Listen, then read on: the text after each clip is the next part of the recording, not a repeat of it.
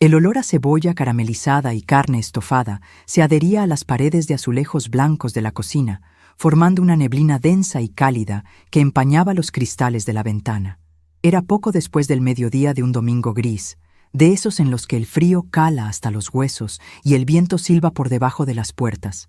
Pero allí dentro, frente a la vieja cocina de hierro a gas, el calor era casi sofocante. Llevaba de pie desde las 6 de la mañana, revolviendo el fondo de la olla de barro con una cuchara de madera gastada por los años y el uso constante. El sonido del burbujeo espeso del guiso era el único ruido en la casa, un compás rítmico que me acompañaba mientras picaba zanahorias, pelaba papas y machacaba ajos en el mortero de piedra. Sentía una ligera punzada en la base de la espalda, un dolor sordo y familiar que bajaba por la pierna derecha, pero lo ignoré acomodando el peso de mi cuerpo sobre el otro pie. La cocina exigía sacrificio, paciencia y, sobre todo, presencia. No se podía abandonar una salsa a mitad de camino, de la misma forma que no se podía abandonar a la familia cuando más te necesitaba. Soy Virginia, tengo 68 años y pasé más de 4 décadas de mi vida vendiendo lanas, hilos y agujas en un pequeño puesto de tablones de madera en el mercado central del barrio. Mis manos, ahora surcadas por venas gruesas y manchas oscuras que delatan el paso implacable del tiempo, conocen la textura de cada tipo de estambre, pero sobre todo, conocen el trabajo duro. Nunca fui una mujer de discursos largos ni de muestras de afecto ruidosas. Mi idioma siempre fue el servicio.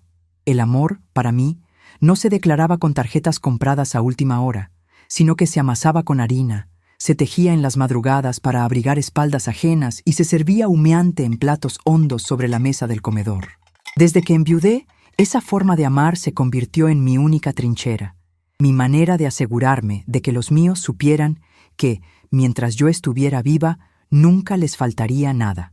Pascual se fue demasiado pronto, cuando nuestro hijo Daniel apenas empezaba a asomarse a la adultez. Un infarto fulminante, dijeron los médicos, una noche en la que simplemente cerró los ojos y no volvió a abrirlos. Desde esa madrugada helada en la que me quedé sola en la cama matrimonial, volqué cada onza de mi energía, de mi tiempo y de mi cordura en proteger a Daniel. Él era mi ancla, el único puente que me quedaba con el hombre que había amado, y me prometí a mí misma que la ausencia de su padre no le dejaría cicatrices que yo pudiera evitar. Trabajé turnos dobles en el mercado, aguantando el frío del invierno bajo un techo de chapa que goteaba, solo para pagarle los estudios, para comprarle el auto usado que tanto quería, para asegurarme de que su vida fuera un camino asfaltado y no un sendero de piedras.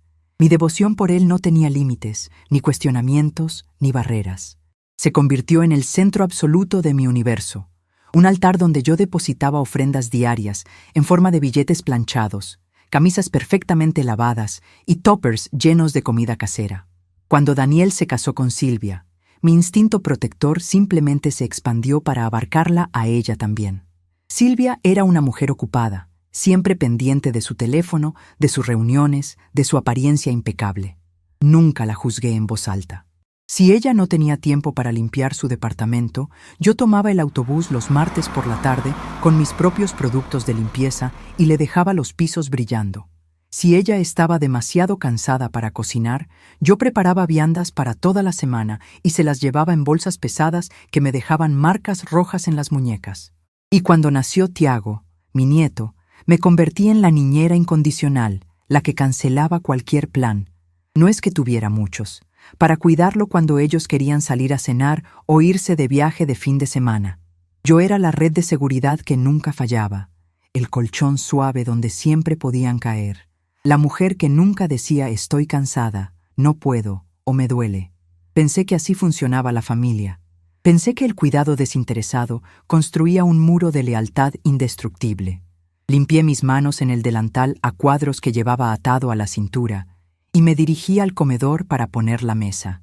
Saqué el mantel de hilo blanco, el que solo usaba los domingos, y lo extendí con cuidado de que los bordes colgaran parejos. Coloqué los platos de loza blanca con ribetes azules, los vasos de vidrio grueso y los cubiertos que había pulido la noche anterior.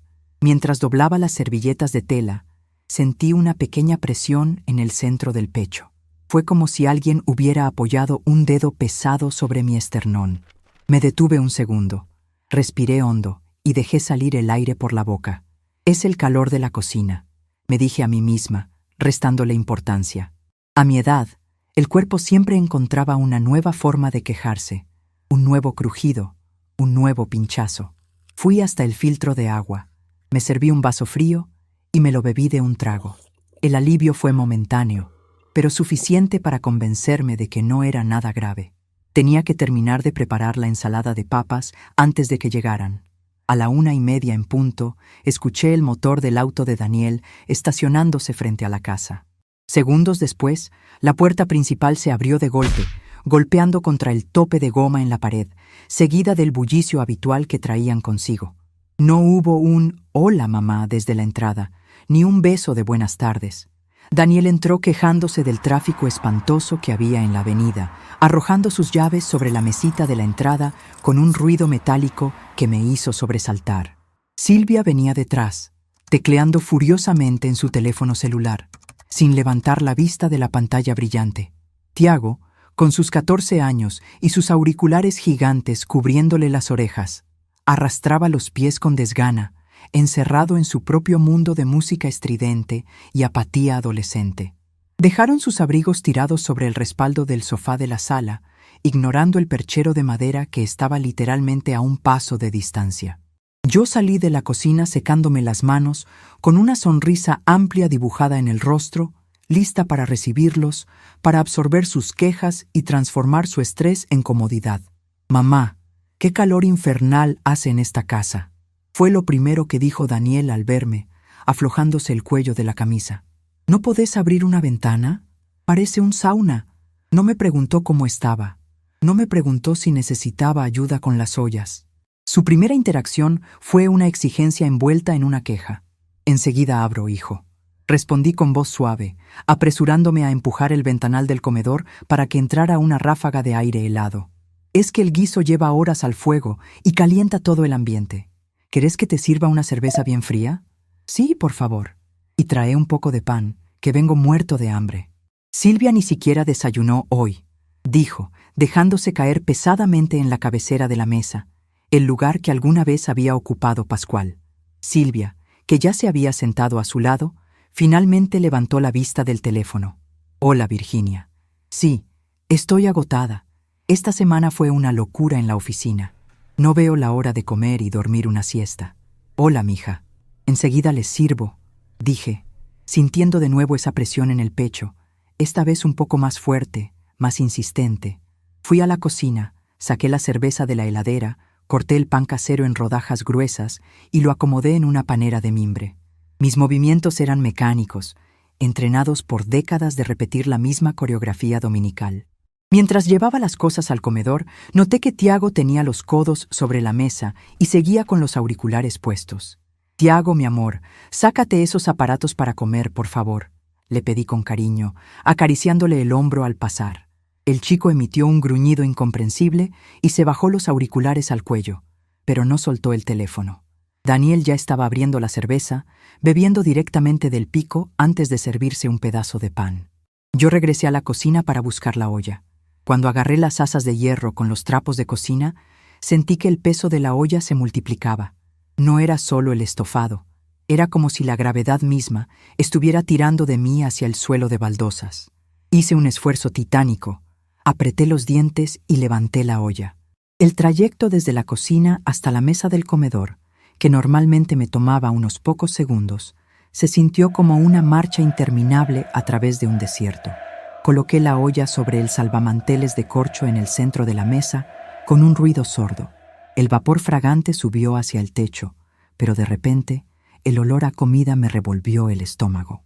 Una punzada aguda, fría y eléctrica me atravesó el lado izquierdo del pecho, extendiéndose rápidamente hacia mi hombro y bajando por mi brazo izquierdo como si un río de agua helada corriera por mis venas. La sensación de pesadez que había sentido antes se transformó en un bloque de cemento aplastando mis pulmones. Instintivamente me llevé la mano derecha al pecho, agarrando la tela de mi blusa, intentando masajear el dolor desde afuera. Mi respiración se volvió superficial y entrecortada. El aire entraba, pero sentía que no me oxigenaba, que se quedaba atascado en la garganta. Empecé a sudar frío. Gotas heladas resbalaban por mi nuca y por mis sienes. Me quedé de pie junto a la mesa, apoyando mi mano izquierda en el respaldo de la silla vacía para no perder el equilibrio. La habitación pareció girar lentamente. A mi alrededor, la escena era surrealista. Daniel estaba sirviéndose una porción enorme de carne, buscando los pedazos más tiernos con el cucharón, completamente ajeno a mi sufrimiento. Silvia le estaba contando algo sobre una compañera de trabajo que había sido ascendida injustamente, gesticulando con indignación. Tiago miraba un video en su pantalla, riéndose en voz baja. Yo estaba parada a menos de 1 metro de ellos, librando una batalla silenciosa contra mi propio corazón, y ninguno de los tres había levantado la vista para mirarme a la cara. Ninguno había notado que mi piel había perdido todo su color, tornándose de un gris ceniciento, ni que mis labios temblaban en un esfuerzo desesperado por jalar aire. «Daniel», susurré. Mi propia voz me sonó extraña, lejana, como si viniera del fondo de un pozo oscuro. El sonido apenas logró superar el ruido de los cubiertos chocando contra los platos. Él no me escuchó. Seguía masticando un trozo de pan, asintiendo con la cabeza a lo que decía su esposa. El dolor en el pecho se intensificó. Ya no era un bloque de cemento, era una garra de hierro que me apretaba el corazón con fuerza brutal. El brazo izquierdo me pesaba tanto que lo dejé caer inerte a un costado de mi cuerpo. El pánico empezó a trepar por mi garganta. Sabía lo que era esto. Había visto a Pascual agarrarse el pecho exactamente de la misma manera aquella noche fatal. El terror a morir ahí mismo, frente a la mesa del comedor, me dio un impulso de adrenalina. «Dani», dije un poco más fuerte, casi un gemido ahogado. Apreté los dedos de mi mano derecha contra mi esternón, encorvándome ligeramente hacia adelante. Daniel finalmente se detuvo con el tenedor a medio camino de su boca. Giró la cabeza hacia mí, frunciendo el ceño, no con preocupación, sino con una profunda y evidente irritación por haber sido interrumpido mientras comía. Sus ojos recorrieron mi postura encorvada, mi mano aferrada al pecho, mi rostro sudoroso.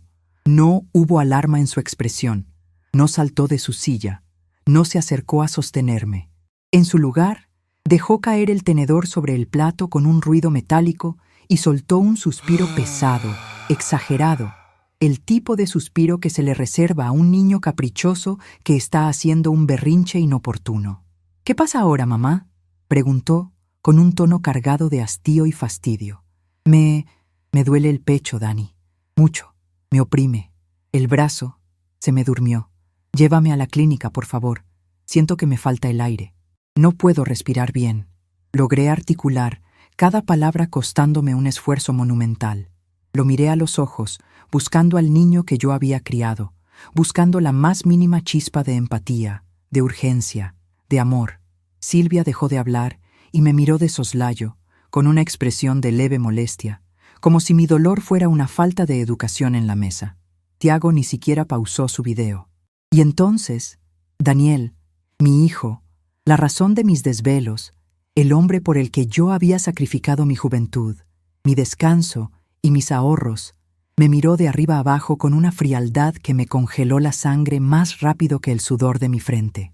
Levantó su vaso, tomó un sorbo largo, lo volvió a apoyar en la mesa y pronunció las palabras que partirían mi vida en un antes y un después, trazando una línea divisoria que jamás, bajo ninguna circunstancia, volvería a cruzarse. «Toma agua. Los viejos siempre exageran para llamar la atención», espetó, levantando la voz con desprecio. «Siempre encontrás el momento justo para arruinar el almuerzo cuando por fin me siento a descansar. Sentate de una vez, toma un vaso de agua fría y deja de hacer drama, que la carne se está enfriando». Volvió a agarrar su tenedor y pinchó un trozo de papa, llevándoselo a la boca con total normalidad.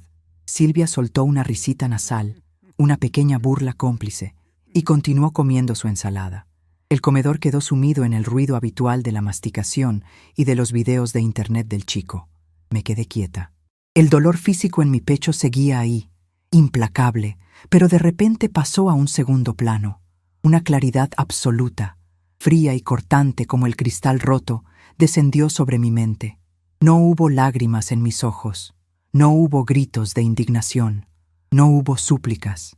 En ese instante preciso, la abuela abnegada, la madre infinita que perdonaba todo, murió. La mujer que habría dado su vida para que a él no le faltara nada, dejó de existir. En su lugar, se alzó una centinela. La devoción ciega que me había mantenido atada a esa cocina, a esos domingos, a esas humillaciones constantes, se evaporó en el aire caliente del comedor. Lo miré masticar, miré su mandíbula moverse, miré la camisa limpia que yo misma le había planchado el día anterior. Miré la casa que yo mantenía impecable para que ellos vinieran a ensuciarla y a quejarse del calor. Entendí, con una lucidez aterradora, que para él yo no era una madre, era un electrodoméstico más, una máquina de servir comida y solucionar problemas, que ahora resultaba molesta porque estaba emitiendo un sonido de falla técnica durante su descanso. No le respondí. No me defendí de la acusación de estar haciendo drama. El silencio fue mi única respuesta, un silencio tan denso y pesado que pesaba más que la olla de hierro sobre la mesa. Solté el respaldo de la silla. Me enderecé lentamente, ignorando la punzada brutal que amenazaba con doblarme las rodillas. Llevé las manos a mi cintura, a la espalda, y con movimientos deliberados, metódicos y precisos, desaté el nudo de mi delantal a cuadros. Me lo quité pasándolo por encima de mi cabeza y lo dejé caer sobre el asiento de la silla vacía. La tela se amontonó allí, como el fantasma de la sirvienta que acababa de renunciar. No miré a ninguno de los tres. Di media vuelta y caminé por el pasillo hacia la entrada. Mis pasos eran lentos, arrastrados, pero firmes en su propósito. Llegué a la mesita de madera, tomé mi bolso de tela donde guardaba mis documentos y algo de dinero. Descolgué mi abrigo grueso del perchero que ellos habían ignorado y me lo puse sobre los hombros, sintiendo que cada movimiento me robaba un porcentaje vital del poco oxígeno que me quedaba. Caminé hacia la puerta de entrada. Detrás de mí, a lo lejos, en el fondo de la casa, escuché la voz de Daniel pidiendo que le pasaran la sal, seguida del sonido de Silvia quejándose del clima. Estaban completamente absortos en su propia comodidad, convencidos de que mi retirada era solo una pataleta de vieja, seguros de que en 10 minutos yo regresaría de la cocina con el postre y una sonrisa de disculpa.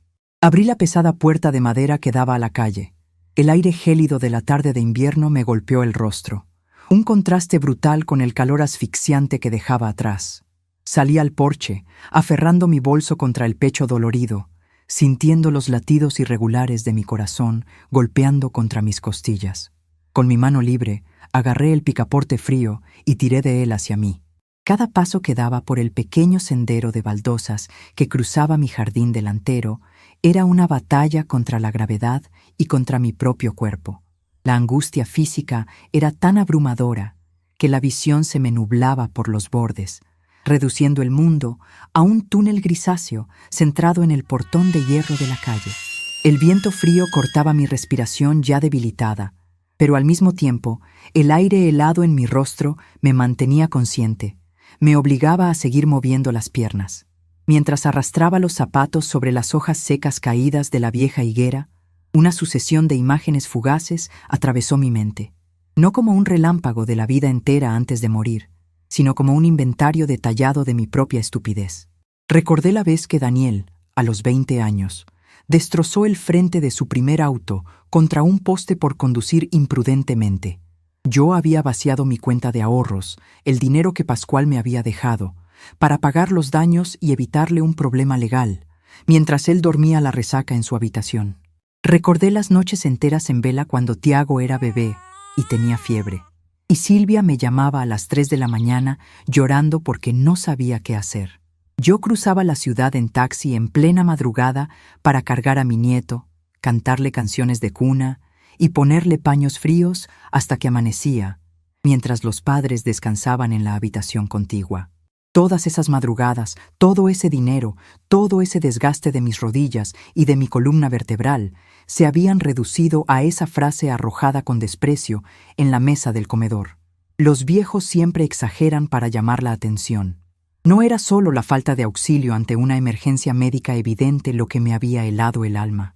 Era la profunda e irreversible falta de respeto, el desdén absoluto por mi humanidad. Él no veía en mí a una persona asustada y adolorida. Veía una molestia, un obstáculo irritante entre él y su tranquilidad dominical.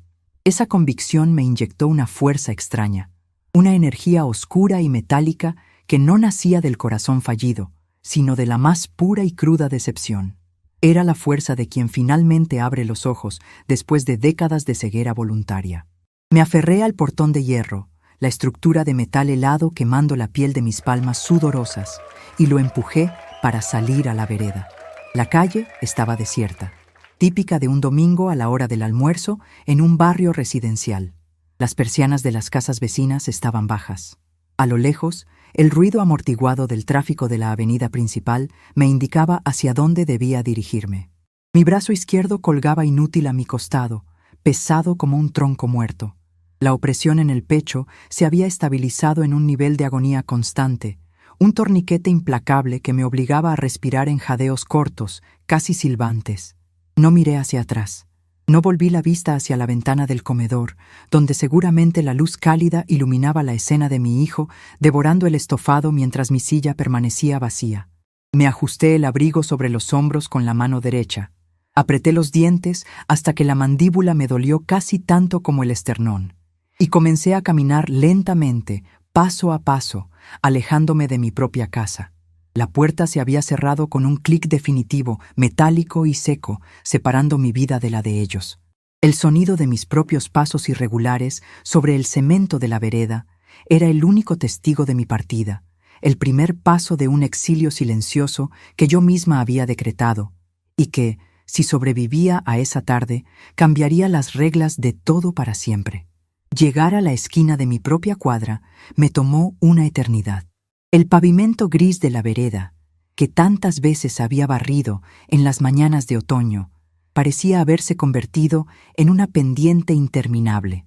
Cada paso que daba era un triunfo minúsculo contra el peso aplastante que me hundía el pecho. El viento helado de aquel domingo de invierno me golpeaba la cara, colándose por el cuello del abrigo grueso que apenas había logrado tirarme sobre los hombros, pero ni siquiera sentía el frío en la piel. Todo mi universo sensorial se había reducido a esa garra de hierro que me estrujaba el corazón, a la falta desesperante de aire y al hormigueo eléctrico que me paralizaba el brazo izquierdo. Me detuve un segundo junto al cerco de ligustros de la casa de la esquina, apoyando mi hombro sano contra la pared de ladrillos ásperos para no derrumbarme. Cerré los ojos, intentando jalar un hilo de oxígeno que se negaba a llegar a mis pulmones. Mientras jadeaba, con la frente apoyada en el ladrillo helado, una memoria antigua me asaltó sin pedir permiso. Fue nítida, casi tangible. Daniel tenía 7 años. Había estado trepando a la higuera del patio trasero, ignorando mis advertencias, hasta que una rama seca cedió bajo su peso. Recuerdo el ruido sordo de su cuerpo contra la tierra y el grito agudo que rasgó la tarde. Cuando llegué corriendo, tenía una brecha profunda en la frente y la sangre le cubría la mitad del rostro, mezclándose con la tierra oscura. No lo pensé ni un segundo. No me importó que yo estuviera en pantuflas, ni que mi blusa limpia se empapara de rojo. Lo levanté en brazos, un peso muerto y lloroso, y corrí las 4 cuadras exactas que nos separaban de la salita de primeros auxilios del barrio. Mis pulmones ardían en aquel entonces. Mis piernas temblaban por el esfuerzo de cargar sus casi 30 kilos, pero el miedo por mi hijo me había inyectado una fuerza sobrehumana. Una madre no siente su propio cansancio cuando su hijo sangra. Una madre no pide agua ni se queja del calor. Hoy, 40 años después, yo era la que se desangraba por dentro, la que no podía respirar, y él se había quedado en la mesa, devorando un plato de estofado, fastidiado por mi falta de modales. Abrí los ojos, empujando la memoria hacia el fondo de mi mente, y me obligué a dar otro paso. La avenida principal estaba a solo 50 metros. Podía ver los autos pasando, ráfagas de metal y ruido que marcaban el ritmo de la ciudad viva, ajena a mi agonía silenciosa. Arrastré los pies sobre las hojas secas, apretando la tira de mi bolso de tela con la mano derecha hasta que los nudillos se me pusieron blancos. Llegué al borde del cordón de la vereda justo cuando el semáforo se ponía en rojo. Levanté la mano, un gesto débil y tembloroso, rogando que alguien me viera. Un auto amarillo y negro frenó de golpe frente a mí con un chirrido de neumáticos que me hizo parpadear. La puerta del conductor se abrió antes de que yo pudiera dar un paso. Era Bautista, el taxista que paraba siempre en la esquina del mercado central. El mismo hombre de bigote canoso y manos curtidas que me compraba madejas de lana gruesa cada invierno para que su esposa le tejiera bufandas. «Doña Virginia», exclamó Bautista corriendo hacia mí con los ojos muy abiertos. «Pero por el amor de Dios, ¿qué hace acá parada con este frío? Tiene la cara gris. Al hospital, Bautista», logré susurrar, sintiendo que la voz se me quebraba en la garganta. «El pecho. No puedo». Bautista no hizo preguntas, no me dijo que exageraba, no me pidió que tomara agua. Con una delicadeza que contrastaba con su aspecto rudo, me pasó el brazo por la cintura, sosteniendo casi todo mi peso, y me ayudó a subir al asiento trasero del taxi. El olor a tabaco negro y a cuero viejo del interior del auto me envolvió como una manta conocida. Bautista cerró la puerta, corrió a su asiento, encendió las balizas de emergencia y pisó el acelerador a fondo. «Aguante, doña Virginia, aguante que ya llegamos. Respire despacito. No me hable», decía Bautista, mirando constantemente por el espejo retrovisor mientras tocaba bocina para abrirse paso entre los autos domingueros. El trayecto duró apenas 10 minutos, pero en mi cabeza se sintió como un viaje a través de un túnel oscuro donde el dolor era la única luz. Cuando el taxi frenó bruscamente en la rampa de emergencias de la clínica de la avenida, Bautista saltó del auto gritando por ayuda. En cuestión de segundos, 2 enfermeros salieron por las puertas automáticas con una silla de ruedas. Me sentaron, me empujaron hacia adentro, y el frío de la calle fue reemplazado instantáneamente por el calor estéril y el olor a yodo y alcohol del hospital. La luz fluorescente del techo me lastimaba los ojos mientras me trasladaban a toda velocidad por un pasillo de baldosas blancas. Me pasaron a una camilla estrecha en un cubículo cerrado con cortinas celestes. Alguien me quitó el abrigo y con unas tijeras cortaron la blusa que tanto me había costado abotonar esa mañana. Sentí el contacto helado de unos parches pegajosos sobre mi pecho y mi abdomen, seguido de inmediato por el pitido rítmico y acelerado de un monitor cardíaco. «Soy la doctora Santillán», dijo una voz firme y clara a mi lado. Abrí los ojos a medias y vi a una mujer joven, de mirada penetrante y cabello recogido, revisando una tira de papel que salía de la máquina. «Señora Virginia, está teniendo un episodio de angina de pecho severa, una isquemia. Vamos a estabilizarla ahora mismo. Necesito que se quede lo más quieta posible». Sentí el pinchazo agudo de una aguja gruesa en el dorso de mi mano derecha, buscando la vena. Luego, un líquido frío comenzó a subir por mi brazo. Me colocaron una mascarilla de plástico sobre la nariz y la boca, y de repente, el aire puro y oxigenado inundó mis pulmones. Cerré los ojos, entregándome a las manos de esa desconocida. Poco a poco, minuto a minuto, la garra de hierro que me estrujaba el corazón empezó a aflojar su agarre. El bloque de cemento sobre mi esternón se fue disolviendo, convirtiéndose en un dolor sordo, manejable, lejano. La medicación hacía su trabajo, apagando el incendio interno que había amenazado con consumirme en el comedor de mi propia casa. Cuando volví a abrir los ojos, el caos del cubículo se había calmado. La doctora Santillán estaba anotando algo en una carpeta metálica, de pie a los pies de mi camilla. «Tuvimos suerte, Virginia», dijo la médica, levantando la vista hacia mí con expresión seria. «Fue un aviso, un preinfarto muy claro. Sus arterias están trabajando al límite por el estrés y la presión alta. Si llegaba media hora más tarde, o si se quedaba en su casa esperando que se le pasara, estaríamos hablando de un infarto masivo, posiblemente fatal». ¿Estaba sola cuando empezó el dolor? La pregunta cayó en el pequeño espacio cerrado con el peso del plomo. ¿Estaba sola? Física y geográficamente, no. Estaba rodeada de mi sangre, de mi familia, de las personas por las que había entregado mi juventud y mis ahorros. Pero en el sentido más crudo y real de la palabra, jamás había estado tan sola en toda mi vida. «Sí, doctora», respondí, con la voz ronca por la mascarilla de oxígeno que me habían retirado a medias. Estaba completamente sola. La doctora asintió, sin indagar más, respetando el límite invisible que mi tono de voz había trazado.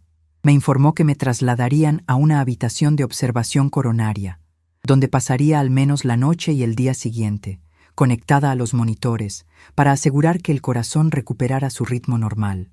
Asentí en silencio. No tenía prisa por salir.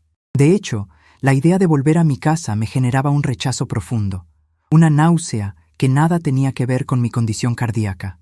Un par de horas después, ya instalada en una cama limpia y cómoda de la sala de cuidados intermedios, la puerta de madera clara se abrió lentamente. No era Daniel, era Gladys. Gladys era mi compañera en el mercado desde hacía 30 años. Su puesto de especias y legumbres estaba justo frente al mío. Era una mujer robusta, de voz potente y manos siempre teñidas por el pimentón y la cúrcuma. Entró a la habitación usando todavía su delantal de trabajo, con los ojos inyectados en sangre y la respiración agitada. Había dejado su puesto tirado para venir corriendo. «¡Virgie!», exclamó Gladys, acercándose a la cama con pasos rápidos y pesados. Agarró mi mano libre con ambas manos, apretándola con una fuerza que me transmitió vida. Me llamó Bautista. Me dijo que te trajo volando con un dolor en el pecho. Casi me muero del susto, mujer. ¿Qué te pasó? ¿Dónde corno está tu hijo? ¿Ya lo llamaron? Miré el rostro preocupado de mi amiga. Las arrugas alrededor de su boca, marcadas por años de risas francas y trabajo duro, estaban tensas por la angustia.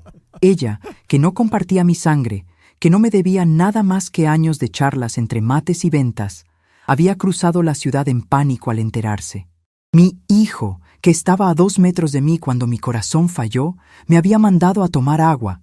No lo llamaron, Gladys, y no quiero que lo llamen, dije, con una firmeza que sorprendió incluso a mis propios oídos.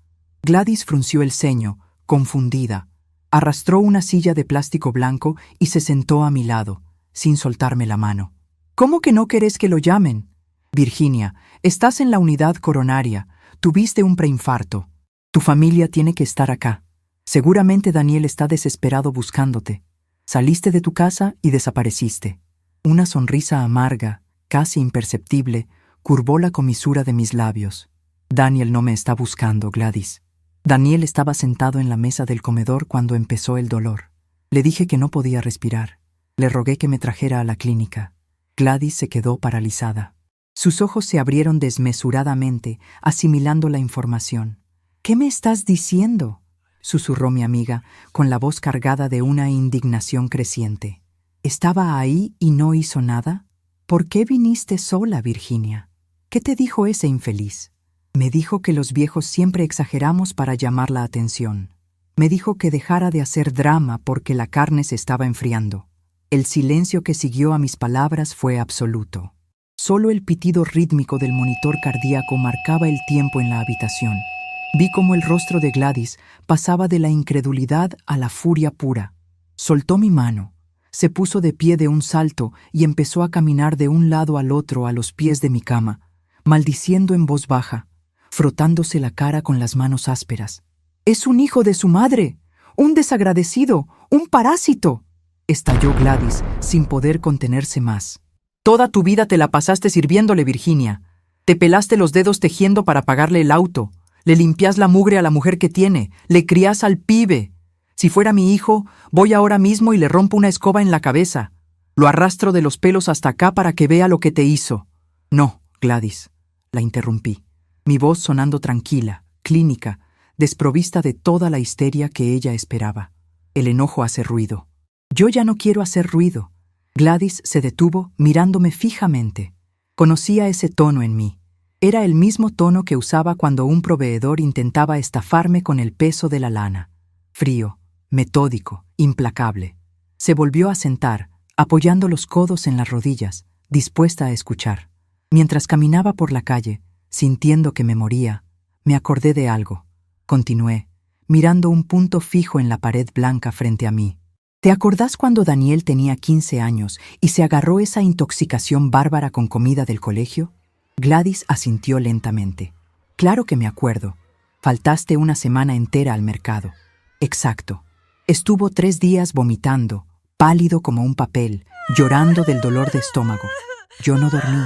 Me quedé sentada en el borde de su cama toda la noche, pasándole un paño frío por la frente. Le preparaba caldo de pollo casero y se lo daba cucharada por cucharada, soplándolo para que no se quemara. Le susurraba al oído que mamá estaba ahí, que ya iba a pasar. Yo era su escudo contra el mundo.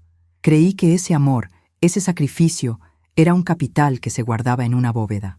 Creí que el día que yo fuera la que no pudiera respirar, él iba a estar sentado en el borde de mi cama con el paño frío. Hoy entendí que esa bóveda siempre estuvo vacía. Todo lo que di se consumió en el acto. Para él no fue amor, fue servicio de habitación. Y el servicio de habitación no se agradece, simplemente se exige. Gladys me miraba con los ojos brillantes, conteniendo las lágrimas que yo me negaba a derramar. Eran pasadas las 8 de la noche cuando la puerta de la habitación volvió a abrirse. Esta vez, sin llamar, sin pedir permiso. Daniel entró al cuarto. Llevaba la misma camisa impecable que yo le había planchado el día anterior. Su rostro no mostraba alivio ni desesperación. Mostraba una profunda y evidente irritación. Atrás de él asomaba la cabeza Silvia, tecleando en su teléfono como siempre. Daniel se detuvo a los pies de la cama. Miró el monitor cardíaco, luego la vía en mi mano, y finalmente clavó sus ojos en los míos. Exhaló un suspiro largo, ruidoso, el mismo suspiro de la mesa del comedor. «Mamá, al final siempre te salís con la tuya para arruinarnos el domingo», fueron sus primeras palabras. Ni un beso, ni una caricia, ni un «¿Cómo estás?». Gladys, sentada a mi lado, hizo el ademán de levantarse, pero le apreté la rodilla izquierda con mi mano sana, ordenándole en silencio que no interviniera. «Desapareciste sin decir nada», continuó Daniel, cruzándose de brazos. «Nos dejaste con la comida en la mesa. Silvia tuvo que levantarse a guardar el estofado y lavar las ollas gigantes que ensuciaste. Tuvimos que pedir empanadas a la noche porque no dejaste nada preparado para la cena. Recién cuando vimos que se hacía de noche y no volvías, llamamos a la policía y ellos nos dijeron que habías ingresado acá. ¿Qué te pasó al final? ¿Una indigestión por el calor de la cocina?». Lo observé. Lo analicé con la misma frialdad con la que él me había mirado horas antes. Noté su postura relajada, su queja por las ollas, su preocupación exclusiva por la cena que no le preparé. La transformación dentro de mí se completó en ese instante. El último hilo de la madre ciega se cortó con un chasquido inaudible. «Tuve una isquemia, Daniel», dije con un tono neutro, casi aburrido. «Un preinfarto. La médica dijo que si tardaba media hora más, me moría». Silvia, desde la puerta, levantó la vista del celular por primera vez, abriendo un poco la boca. Daniel descruzó los brazos, parpadeando un par de veces, pero rápidamente recuperó su postura defensiva. «Bueno, pero ya estás bien, ¿no? Mírate, estás acá, en una cama bárbara». Los médicos de guardia siempre exageran un poco los diagnósticos para cobrarle más a la obra social. Ya sabes cómo es esto. Mañana seguro te dan el alta. ¿A qué hora te podemos venir a buscar? Tengo una reunión temprano, así que tendría que ser al mediodía. No me estaba preguntando qué sentía. Me estaba agendando en su calendario de obligaciones molestas. «No me vas a venir a buscar, Daniel», respondí, mirándolo directamente a los ojos, sin pestañear. Él frunció el ceño. «¿Cómo que no? ¿Te vas a tomar un taxi? Mamá, no seas terca. Te busco al mediodía y te llevo a casa. Alguien tiene que limpiar el desastre que quedó en la cocina. No voy a volver a esa casa mientras ustedes tengan acceso a ella», dije, cada palabra pronunciada con una precisión quirúrgica, sin elevar el volumen de mi voz, pero con un peso aplastante. Daniel soltó una carcajada seca, sin humor. «Ay, mamá, por favor, ya pasó el drama. Te asustaste, fuiste al médico, te dieron una pastilla. No empieces con tus exageraciones de nuevo. Estás haciendo un circo por un dolor de pecho». No le contesté. Mi silencio no era una rendición. Era una pared de concreto contra la que sus palabras chocaban y caían al suelo. Giré la cabeza hacia Gladys, ignorando por completo la presencia de mi hijo. «Gladys», le dije, mi voz sonando clara y autoritaria. «En mi bolso de tela, en el bolsillo delantero, están mis llaves». Gladys asintió, se inclinó hacia la silla donde habían dejado mis cosas y sacó el manojo de llaves pesadas. «Quiero que vayas a mi casa ahora mismo», le ordené, manteniendo la vista fija en mi amiga, negándole a Daniel siquiera el derecho a mi atención. Quiero que juntes toda la ropa que dejaron tirada en el sillón, los juguetes del chico, las cosas de la mujer, y lo metas todo en bolsas de basura negras. Vas a dejar esas bolsas en la vereda. «Mamá, ¿qué estás diciendo?», gritó Daniel, dando un paso hacia adelante, su rostro finalmente mostrando alarma. Continué hablando con Gladys, como si la voz de mi hijo fuera ruido de fondo. «Después de sacar sus cosas, vas a llamar a un cerrajero. El número de urgencias está en la libreta azul al lado del teléfono. Le vas a pagar con el dinero que está en el tarro de lata de la alacena. Quiero que cambie la cerradura de la puerta principal y la de la reja del patio. Hoy mismo, esta noche, te quedas a dormir ahí y mañana me traes la llave nueva acá». «¡Estás loca!», rugió Daniel, golpeando el borde de metal de la cama con la palma de la mano. «Yo tengo copias de esa casa. Esa es mi casa también. Ahí crecí. No podés cambiarme la cerradura como si fuera un delincuente». Giré el rostro lentamente y lo miré. Mi expresión era de una neutralidad clínica, la de una estratega que acaba de mover la reina en el tablero, cortando todas las rutas de escape. «Esa es mi casa, Daniel. Está a mi nombre. Y las copias que tenés en tu llavero acaban de convertirse en pedazos de metal inútil. No podés hacer esto por un enojo pasajero. Es un berrinche tuyo», gritó, su rostro rojo de furia, perdiendo el control que yo mantenía intacto. «No estoy enojada», le respondí, y era la pura verdad. El enojo requiere pasión, y yo ya no sentía nada por el hombre que estaba frente a mí. Simplemente estoy cortando el servicio. Ya no hay más comida caliente. Ya no hay más limpieza gratis. Ya no hay más red de seguridad. Acabo de renunciar. Silvia lo tomó del brazo, tirando de él hacia la puerta, murmurando que yo estaba medicada y que no valía la pena discutir. Daniel forcejeó un segundo, me miró con una mezcla de odio e incredulidad y salió de la habitación dando un portazo que hizo temblar los vidrios. El ruido reverberó en las paredes blancas y luego se apagó, dejando tras de sí un silencio nuevo, un silencio limpio. Gladys guardó las llaves en el bolsillo de su delantal, asintió con la cabeza, comprendiendo perfectamente la magnitud de la orden que acababa de recibir, y salió en silencio para cumplirla. Me quedé sola, escuchando el pitido de mi propio corazón, que ahora latía a un ritmo constante, libre, por primera vez en 40 años, de la carga de cargar con una cruz que nunca me había correspondido. La oscuridad de la habitación del hospital tenía un peso distinto al de la oscuridad de mi casa. No era el silencio denso, cargado de reclamos mudos y tareas pendientes que habitaba entre mis paredes, sino un vacío limpio, aséptico, interrumpido únicamente por el latido verde y rítmico del monitor a mi izquierda. Pasé la noche entera con los ojos abiertos, clavados en las placas acústicas del techo, sintiendo el tirón suave del esparadrapo que sujetaba la aguja en el dorso de mi mano derecha. El medicamento fluía por mis venas, un líquido frío que había logrado apagar el incendio brutal en mi pecho, pero que también parecía haber congelado una parte fundamental de mi alma. Y estaba bien. Quería que esa parte se mantuviera rígida, inerte. Quería que la madre ciega, la mujer dispuesta a vaciarse para llenar a otros, no despertara jamás de aquella camilla. Mientras el reloj de pared avanzaba hacia las 3 de la madrugada, con su tic-tac mecánico perdiéndose en el zumbido del aire acondicionado, una memoria antigua emergió desde el fondo de mi cabeza con la nitidez de una fotografía recién revelada. Era el verano del 98. Daniel acababa de cumplir 18 años. Aquella tarde, el cielo se había puesto negro de golpe, anunciando una de esas tormentas eléctricas que inundaban las calles del barrio en cuestión de minutos. Pascual, mi marido, había sacado la escalera de aluminio al patio trasero para limpiar las canaletas del techo antes de que empezara a llover. Era un trabajo pesado, peligroso para un hombre que ya peinaba canas, y le había pedido a Daniel que lo ayudara a sostener la escalera y a pasarle las herramientas. Pero Daniel no salió al patio. Se quedó tirado en el sofá del living, con el ventilador apuntándole directamente a la cara, quejándose de una supuesta migraña insoportable. Yo, con la misma devoción torpe de siempre, le creí. Le preparé un té de manzanilla, le puse un paño de agua fría en la frente y le bajé las persianas para que la luz no le molestara. Afuera, el primer trueno hizo temblar los vidrios. Pascual subió solo.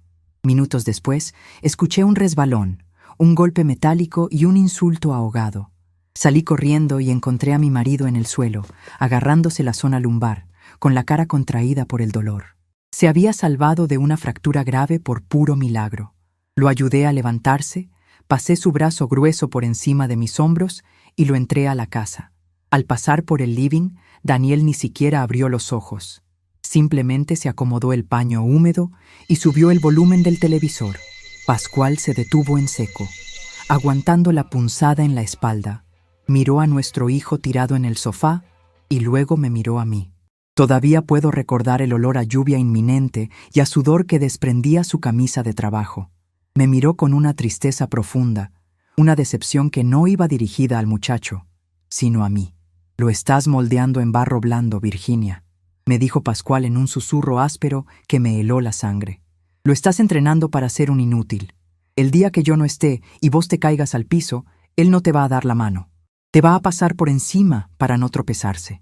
Apreté los párpados en la cama del hospital, sintiendo que una lágrima solitaria, caliente y salada, se escurría por mi sien hasta perderse en el cabello. Pascual lo había sabido siempre. El padre había visto la verdadera naturaleza del hijo, pero yo me había negado a aceptarlo, cubriendo sus carencias con mi propio exceso de cuidado. Mi corazón no había fallado esa tarde por el esfuerzo de levantar una olla de hierro. Había fallado por el peso acumulado de 40 años de ceguera voluntaria. La luz grisácea del amanecer comenzó a filtrarse por las persianas de la clínica cuando la puerta se abrió con un crujido suave. Gladys entró caminando en puntas de pie, todavía con el mismo pantalón oscuro de ayer, pero con una campera de lana gruesa abotonada hasta el cuello. Traía una bolsa de papel madera de la panadería de la esquina que dejaba escapar un aroma a medialunas recién horneadas, y en la otra mano algo metálico que tintineaba con cada uno de sus pasos. Se acercó a la cama, arrastró la silla de plástico con cuidado de no hacer ruido y se dejó caer en ella, soltando un suspiro de agotamiento absoluto. «Ya está, Virgie», murmuró mi amiga, apoyando la bolsa de la panadería sobre mi mesa de luz. «Todo hecho». Metió la mano en el bolsillo de su campera y sacó una llave dorada, brillante, con los dientes afilados y perfectos de algo que acaba de salir de la matriz. La levantó a la altura de mis ojos, dejándola colgando del anillo de metal. «Acá tenés tu libertad. Pesará unos 20 gramos, pero te juro que levanta un muerto», dijo Gladys con una sonrisa torcida, y depositó la llave nueva en la palma de mi mano sana. El metal estaba frío. Cerré los dedos alrededor de él, sintiendo las aristas clavándose levemente en mi piel. Era la prueba física, innegable, de que mi vida había cambiado de rumbo. «¿Hiciste todo lo que te pedí?», pregunté, con la voz todavía un poco ronca por la falta de uso durante la noche. «Punto por punto», asintió ella, acomodándose en la silla. «Llegué a tu casa y la puerta estaba sin llave. El muy infeliz ni siquiera se había molestado en cerrar cuando se fueron. Entré y el comedor era un asco, pero no toqué ni un plato. Fui directo al living. Agarré las bolsas de consorcio más grandes que encontré bajo la pileta del lavadero. Metí la campera de cuero de Daniel, los auriculares y la mochila del chico, los zapatos de Silvia, un montón de papeles de la oficina que ella había dejado desparramados en tu mesita, todo. Hice 3 bolsas negras bien gordas. Las até con doble nudo y las saqué a la vereda, justo al lado del cesto de basura. Gladys hizo una pausa, tomando aire, sus ojos brillando con una mezcla de cansancio y adrenalina. Después llamé a don Rómulo, el cerrajero de la avenida. El pobre hombre vino en bicicleta, muerto de frío, pero cuando le pagué el doble con la plata de tu lata, no hizo ni media pregunta. Desarmó la cerradura principal y la de la reja. Le puso un tambor de seguridad de esos que tienen llave cruz, imposible de abrir sin la original. Me quedé sentada en tu sillón toda la noche, tomando mate sola, esperando a ver si aparecían. A eso de las 11 de la noche, mi celular empezó a sonar. Era Daniel. Lo rechacé. Me mandó 5 mensajes seguidos preguntando por qué no le contestabas vos, y si yo sabía dónde habías metido sus cosas porque pasó por la casa a buscar unos papeles y no pudo abrir la reja. Le clavé el visto. No le respondí ni una letra.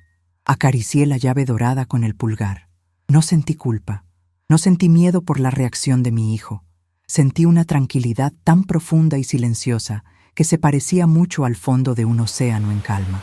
A media mañana, la doctora Santillán entró a la habitación con una carpeta metálica bajo el brazo y una expresión de cauteloso optimismo.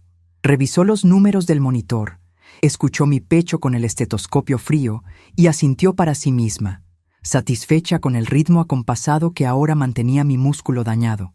Señora Virginia, la evolución fue excelente. El corazón respondió perfectamente a la medicación y los marcadores en sangre están bajando, explicó la médica, parándose a los pies de mi cama. Le voy a dar el alta hoy mismo, pero quiero ser absolutamente clara con usted.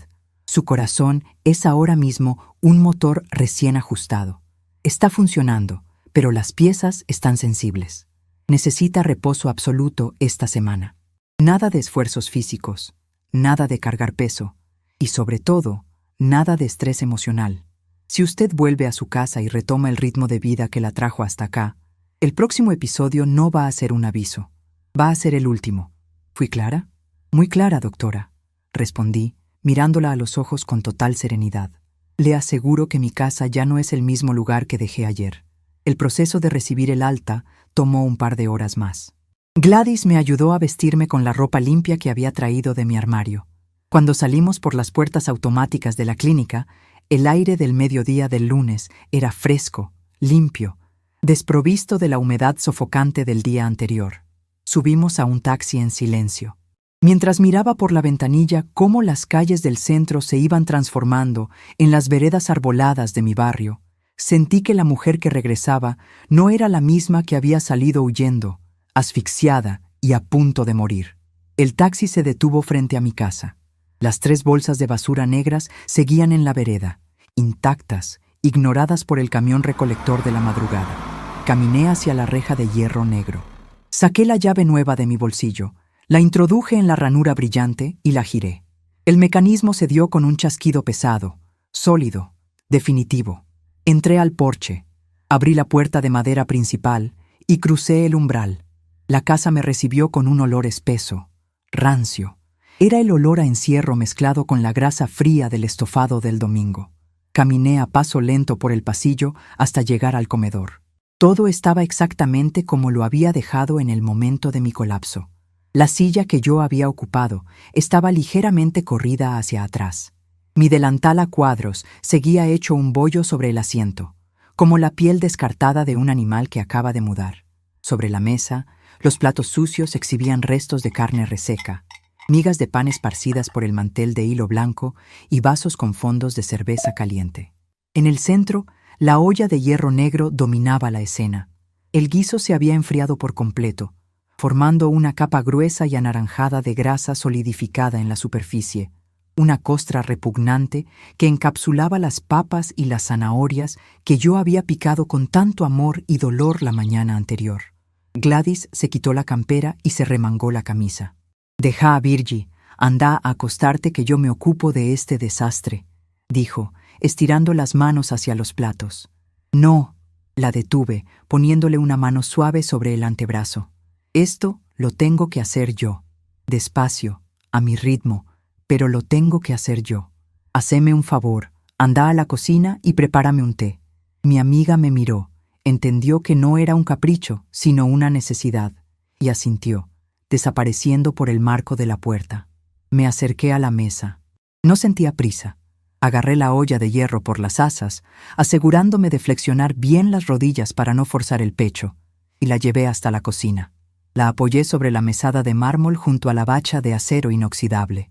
Abrí el tacho de basura verde, y con una espátula de madera empecé a raspar el fondo de la olla. Grandes bloques de grasa fría, carne estofada y salsa coagulada cayeron a la bolsa de residuos con un sonido húmedo y pesado. Estaba tirando a la basura mi propia obra, el símbolo máximo de mi entrega ciega, y con cada cucharada que caía al tacho, sentía que un nudo oscuro se deshacía en mi estómago. Cuando la olla quedó vacía, abrí la canilla de agua caliente. Dejé que el vapor empañara el azulejo frente a mí. Agarré la esponja verde, le puse un chorro generoso de detergente de limón y empecé a fregar. Lavé esa olla con la devoción de quien limpia un altar profanado. Fregué los bordes quemados, El fondo negro, las asas ásperas. Enjuagué y volví a fregar. El agua caliente corría por mis manos arrugadas, llevándose los restos de aceite por el desagüe. Lavé los platos de loza, los cubiertos, los vasos de vidrio. Retiré el mantel manchado, lo hice un bollo y lo tiré directamente a la canasta de ropa sucia. Pasé un trapo húmedo con lavandina por la superficie de madera de la mesa del comedor, borrando hasta la última miga, hasta la última huella de su paso por mi casa. Cuando terminé, abrí de par en par los ventanales del comedor y la puerta del patio. Una ráfaga de viento helado cruzó la casa entera, barriendo el olor a comida vieja, renovando el aire, limpiando el espacio. Me senté en mi silla, la cabecera, tomé la taza de té humeante que Gladys me había preparado y di un sorbo largo. La casa volvía a ser mía. El silencio ya no era un peso, era música. Los días siguientes establecieron una nueva normalidad, un ritmo extraño pero profundamente pacífico. La primera semana transcurrió en un reposo cuidadoso. No salí de casa. Me dedicaba a regar las macetas del patio trasero, a leer revistas viejas que tenía apiladas en la biblioteca y a tejer bufandas con lanas sobrantes, tejiendo por el simple placer de ver los colores mezclarse, sin la presión de tener que abrigar a nadie más que a mí misma. El silencio de Daniel fue absoluto durante esos primeros días. Conocía su estrategia. Él estaba convencido de que mi cambio de cerradura y las bolsas en la vereda eran un berrinche pasajero, una rabieta de vieja que se extinguiría por falta de atención. Esperaba que yo lo llamara llorando, pidiéndole perdón por haber exagerado, rogándole que viniera a comer el domingo. Su castigo era la indiferencia. Lo que él no sabía, lo que su arrogancia no le permitía calcular, era que su silencio era el mejor regalo que me podía dar. Cada día que pasaba sin escuchar su voz exigiendo, quejándose o minimizando mi existencia, mis pulmones se expandían un poco más. A la segunda semana volví al mercado, caminar por los pasillos llenos de cajones de verdura, oler las especias del puesto de Gladys y acomodar mis madejas de lana en los estantes de madera me devolvió el ancla con el mundo real. Mis clientas de siempre me saludaban, notaban que estaba un poco más pálida, pero también más derecha. Ya no llevaba los hombros encorvados bajo el peso invisible de las obligaciones familiares. Mis tardes terminaban a las 6. Cerraba el puesto, me tomaba el colectivo y volvía a una casa que me esperaba en perfecto orden. Me preparaba cenas ligeras, una sopa de calabaza, una tostada con queso, un bife a la plancha. La cuenta del supermercado bajó a menos de la mitad. El tarro de lata en la alacena, donde guardaba mis ahorros, empezó a llenarse de billetes que ya no se iban en caprichos ajenos. Llegó la tercera semana y el domingo pasó sin pena ni gloria. No hubo estofado, no hubo calor asfixiante en la cocina, no hubo ropa tirada en los sillones. Me senté en el patio a tomar mate bajo el sol de invierno, escuchando la radio, sintiendo cómo el músculo de mi pecho latía con una tranquilidad asombrosa. Silvia intentó una maniobra pasivo-agresiva, publicando estados en su teléfono sobre la gente tóxica que abandona a la familia y fotos de Tiago comiendo comida chatarra con la frase «extrañando la comida casera». Gladys me los mostraba en su pantalla, bufando de indignación. Yo solo sonreía, tomaba otro sorbo de mate y cambiaba de tema. No había anzuelo que pudieran tirar que yo estuviera dispuesta a morder. Pero la estructura que Daniel había construido sobre mi espalda era insostenible sin mí, y la caída era solo cuestión de tiempo. Yo había sido el engranaje invisible que mantenía su vida doméstica funcionando. Sin mis tuppers semanales, él y Silvia estaban obligados a cocinar, algo que ambos detestaban, o a comprar comida hecha todos los días. Sin mis tardes de limpieza, su departamento se convertía en un caos que generaba discusiones constantes entre ellos. La comodidad que él daba por sentada se había evaporado, y su cuerpo, acostumbrado a los mimos y al cuidado excesivo desde que era un muchacho fingiendo migrañas, no tardaría en pasarle factura. El mes se cumplió exacto. Era un martes por la noche, uno de esos días de finales de invierno en los que el viento sopla con una furia helada y la lluvia golpea los cristales como si quisiera romperlos. Yo estaba sentada en el sillón del living, cubierta con una manta de lana gris que había terminado de tejer esa misma tarde. Tenía una taza de manzanilla humeante en la mesa ratona y un libro abierto sobre el regazo. La casa estaba en silencio, cálida, protegida del temporal de afuera. El reloj marcaba las 11:30 de la noche. Estaba a punto de apagar la lámpara de pie para irme a dormir cuando el teléfono fijo, apoyado en el mueble del pasillo, rompió el silencio con un timbre estridente que me hizo dar un pequeño salto. Me quedé quieta.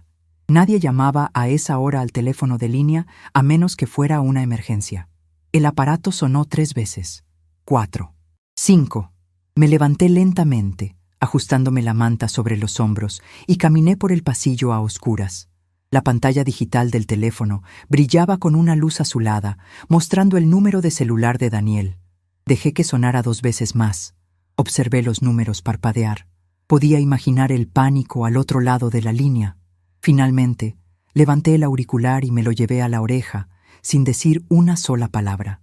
Solo dejé la línea abierta. Del otro lado, escuché un jadeo agónico, un sonido húmedo, seguido de un gemido de dolor profundo que reconocí al instante. No era un berrinche. No era una migraña inventada para zafar de un trabajo. ¡Mamá! La voz de Daniel salió quebrada, rasposa, interrumpida por un espasmo de tos y arcadas. «Mamá, por favor, contéstame». Mantuve el silencio, sosteniendo el plástico frío contra mi mejilla, mi respiración pausada y tranquila, contrastando brutalmente con el caos sonoro que llegaba por el auricular. «Mamá, me muero», lloriqueó mi hijo, y el sonido de su llanto adulto, desesperado, resonó en la línea. Comí algo. Pedimos comida ayer en un lugar de la avenida porque Silvia no quiso cocinar, y me cayó pésimo. Llevo 6 horas vomitando, mamá. Tengo fiebre altísima. El estómago. Siento que me están clavando cuchillos en el estómago. No me puedo levantar del piso del baño. Silvia se encerró en la pieza con el nene porque dice que no soporta el olor. Me dejó solo. Su voz se cortó de nuevo, ahogada por otra arcada violenta. Escuché el eco del baño de su departamento, el ruido del agua corriendo en la pileta, su respiración silbante buscando aire. «Por favor, ma», rogó, y esta vez la palabra salió empapada en lágrimas reales, en un terror infantil que buscaba su red de seguridad habitual. «Llama a un remis. Vení a buscarme. Te lo ruego por lo que más quieras. Vení a buscarme y llévame a la clínica de emergencias. No puedo manejar así. Me voy a desmayar del dolor. Mamá, ayúdame».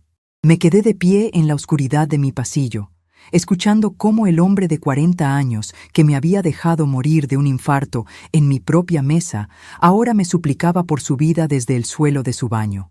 La rueda había girado por completo. El escenario estaba montado. La balanza, que había estado inclinada durante 4 décadas bajo el peso de mi sacrificio, se encontraba ahora perfectamente equilibrada en el centro exacto de la noche. Acomodé la manta gris sobre mi hombro libre. Tomé aire despacio, llenando mis pulmones sanos con el aire limpio de mi casa, y abrí la boca. «Toma agua», pronuncié. Mi voz no tembló. No había en ella ni una sola gota de rencor ardiente, ni el tono agudo y descontrolado de una venganza improvisada. Salió de mi garganta con una neutralidad clínica, plana y pulida, deslizándose por la línea telefónica con la precisión helada de una hoja de bisturí. Del otro lado del auricular, el sonido de las arcadas se detuvo abruptamente por una fracción de segundo, reemplazado por un silencio cargado de una incomprensión absoluta. El aire pareció congelarse en el baño de su departamento. «¿Qué? Mamá, por favor, no te entiendo», jadeó Daniel, su voz distorsionada por el pánico, el dolor físico y la falta de aire. «Me estoy muriendo. Te lo juro por lo que más quieras. Siento que se me revienta el estómago. Vení a buscarme o llama a una ambulancia. No puedo ni marcar los números en el celular. Los viejos siempre exageran para llamar la atención». Continué, recitando la doctrina exacta que él mismo había inaugurado en mi mesa de comedor apenas un mes atrás. Saboreé cada sílaba, articulando las palabras con una lentitud deliberada, dejando que el peso de su propia crueldad cayera sobre él en su momento de mayor vulnerabilidad. «Y vos ya estás bastante grande para andar haciendo berrinches a medianoche». «Mamá, soy yo, tu hijo», lloró, y el sonido de ese llanto adulto, despojado de toda su arrogancia habitual, reverberó en el plástico duro del teléfono. Me duele el pecho de tanto vomitar, no me puedo parar del piso. Silvia no sale del cuarto, me dejó tirado. Sentate en el piso, toma un vaso de agua bien fría y deja de hacer drama. Rematé, manteniendo una calma absoluta, inquebrantable. Y no me llames más a esta hora, que me estás interrumpiendo el descanso. Mamá, no me cortes, te lo suplí. Aparté el auricular de mi oreja antes de que terminara la palabra. Lo bajé lentamente, con un movimiento fluido y mecánico, hasta que el plástico encajó en la base con un clic definitivo y seco. La comunicación se cortó de raíz. Me quedé un segundo de pie frente a la mesita del pasillo, observando la pantalla digital del aparato. Sabía que volvería a sonar. El terror de un hombre acostumbrado a ser rescatado no se apagaría con un solo rechazo. Así que bajé la vista hacia el zócalo de la pared. Me agaché flexionando las rodillas con cuidado de no forzar el pecho. Agarré el cable gris que conectaba el teléfono a la línea y tiré de él. El conector de plástico transparente salió de la roseta con un chasquido suave. El silencio que siguió no fue el vacío abrumador de la soledad que tantas veces me había asfixiado en esa misma casa. Fue un silencio arquitectónico, sólido, protector. Un muro invisible que acababa de levantar entre mi paz y su caos. Me enderecé, me ajusté la manta de lana tejida sobre los hombros y caminé de regreso al living. La taza de manzanilla seguía humeando sobre la mesa ratona, exactamente donde la había dejado. Me senté en el sillón, tomé la taza con ambas manos y le di un sorbo largo. El líquido caliente y dulce bajó por mi garganta, relajando cualquier tensión residual que pudiera quedar en mi cuerpo. Mi corazón, ese músculo que 30 días atrás había amenazado con detenerse para siempre bajo el peso del desprecio, latía ahora con un ritmo acompasado, fuerte y sereno. Mientras miraba el vapor arremolinarse sobre el borde de la taza, la oscuridad del living me trajo un recuerdo nítido, un fragmento del pasado que terminó de cimentar la absoluta justicia de lo que acababa de hacer. Era el invierno de 2011. Daniel tenía 31 años y todavía vivía solo en un departamento minúsculo en el centro. Aquel julio, una epidemia de gripe A había barrido la ciudad, y él fue uno de los primeros en caer. Me llamó a las 3 de la mañana, llorando con el mismo tono infantil que acababa de usar, diciendo que tenía 40 grados de fiebre y que sentía que los huesos se le partían por la mitad. Yo no le dije que tomara agua, yo no le dije que no exagerara. Me vestí en la oscuridad, caminé 10 cuadras bajo una lluvia torrencial porque no pasaban colectivos, y me gasté el dinero de la mercadería de toda la semana en un taxi que finalmente accedió a llevarme. Me quedé en su departamento durante 5 días y 5 noches. Dormí en una silla de madera plegable al lado de su cama, porque él no quería que me alejara. Le ponía paños de agua helada en la frente, la nuca y las axilas cada media hora para bajarle la temperatura. Le preparaba caldos ligeros y se los daba en la boca cuando estaba demasiado débil para sostener la cuchara. Como el ruido del lavarropas automático le daba dolor de cabeza, lavé sus sábanas empapadas en sudor a mano, en la pileta del baño, frotando la tela hasta que los nudillos me sangraron por el frío y el jabón áspero. Perdí la mejor semana de ventas en el mercado, me endeudé con los proveedores y mi columna vertebral quedó resentida por meses. ¿Y cuál fue su reacción cuando la fiebre finalmente cedió al 6.º día? Se sentó en la cama, miró el vaso que le alcancé y bufó con fastidio. «Te pedí agua mineral de etiqueta azul, mamá. Esta marca barata tiene mucho sodio y me deja un gusto horrible en la boca. Ni un gracias por las noches en vela, ni una disculpa por el esfuerzo. Su comodidad era un derecho adquirido, mi sacrificio una obligación invisible. Terminé mi té de manzanilla, apagué la lámpara de pie y me fui a mi habitación. Me metí bajo el acolchado grueso, cerré los ojos y por primera vez en toda mi vida adulta, dormí 8 horas seguidas sin soñar con las necesidades, las deudas o las enfermedades de nadie más. A la mañana siguiente, la luz pálida del miércoles se filtraba por las persianas de la cocina. Me levanté a las 7, descansada, con una energía renovada que me hizo moverme con agilidad. Preparé mi desayuno con una lentitud que rozaba la devoción. Llené la cafetera italiana Volturno, escuché el gorgoteo del agua subiendo por el tubo de metal y dejé que el aroma a café tostado inundara el ambiente. Tosté 2 rebanadas de pan casero, les unté manteca y me senté a comer frente a la ventana. El teléfono seguía desconectado en el pasillo, su cable colgando inerte sobre las baldosas. No sentí el más mínimo impulso de enchufarlo para comprobar si mi hijo había sobrevivido a la noche. Sabía que la intoxicación no lo mataría, de la misma forma que sabía que el pánico lo había hecho sentir que sí. A las 8 en punto, me puse mi abrigo, tomé mi bolso y salí hacia el mercado. El colectivo venía casi vacío a esa hora. Observé las calles arboladas de mi barrio deslizarse por la ventanilla, sintiéndome una espectadora ajena a las urgencias del resto del mundo. Al llegar al galpón central, el aire frío de la mañana se mezclaba con el olor inconfundible a tierra húmeda, cajones de mandarina recién descargados, aserrín y especias. Era mi ecosistema, el lugar donde mi valor se medía en trabajo real y no en servilismo doméstico. Abrí los candados pesados de mi puesto de tablones de madera y empecé a organizar la mercadería. Acomodé las madejas de lana merino en el estante superior, agrupándolas por gamas de colores. Los mostazas y ocres a la izquierda, los borgoñas y rojos en el centro, los azules marinos y grises a la derecha. El tacto suave del acrílico sedificado, deslizándose entre mis dedos, era un recordatorio constante de mi propia capacidad para crear abrigo. A las 9, Gladys cruzó el pasillo desde su puesto de legumbres. Traía el termo de acero inoxidable bajo el brazo y un mate humeante en la mano derecha. «Buen día, Virgie», saludó mi amiga, apoyando el termo sobre mi mostrador. «¿Qué cara es esa? Tenés una paz que asusta. Pareces recién llegada de unas vacaciones en la montaña». Sonreí, aceptando el mate que me tendía. El amargor caliente de la hierba me reconfortó. Anoche sonó el teléfono fijo, a las 11:30. Dije, sin dejar de acomodar una pila de agujas de tejer de madera. Gladys detuvo su mano a medio camino de acomodarse el delantal. Sus ojos se abrieron con interés genuino.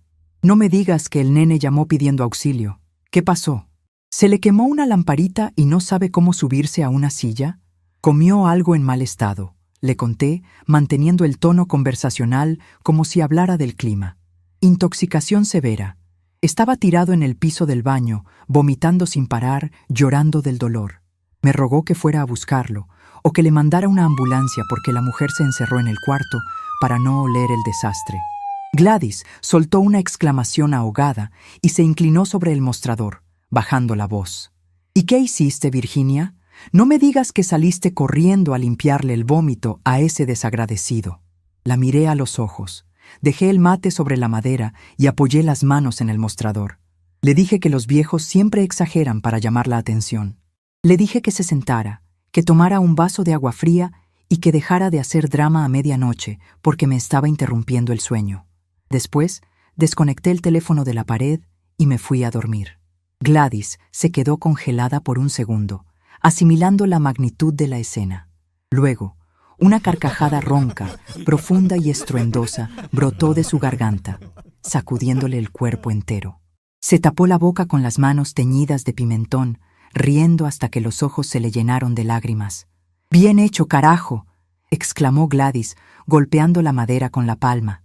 «Le recetaste su propia medicina, a ver si el agüita fría le cura la salmonela al príncipe». En ese momento, Bautista, el taxista, frenó su andar pesado frente a nosotras. Llevaba su campera de cuero gastada y una gorra de lana que yo misma le había tejido el invierno anterior.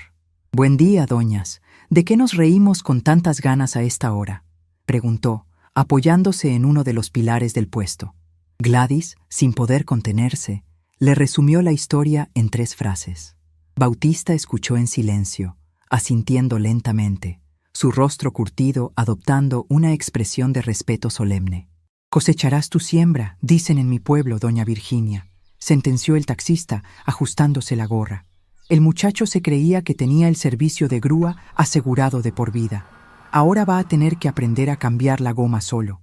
Y esa esposa que tiene, me la imagino anoche, con los tacos y el teléfono, sin saber para dónde correr. El pronóstico de Bautista resultó ser de una precisión profética. Faltaban 10 minutos para el mediodía. El mercado estaba en su punto de mayor ebullición.